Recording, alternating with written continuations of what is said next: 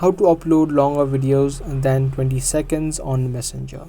Welcome back everyone to a new tutorial video of Fun to Step.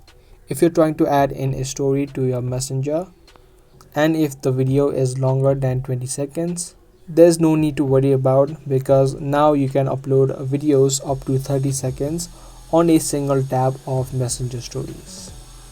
So you can just tap on the stories option on the bottom right and tap on add story and upload the video which is up to 30 seconds. So those videos which are up to 30 seconds, you can easily upload it, and then you can tap on share now to upload this video to your story. But however, if the video is longer than 30 seconds, you'll need to use any video editor and split that video into multiple parts of 30 seconds. That way you can upload multiple videos of 30 seconds into your Facebook Messenger. But like I earlier said, if your video is only 20 seconds, you can easily upload it.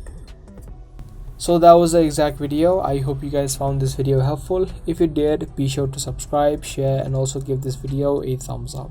I'll be back soon with more informative videos just like this. Thanks for watching.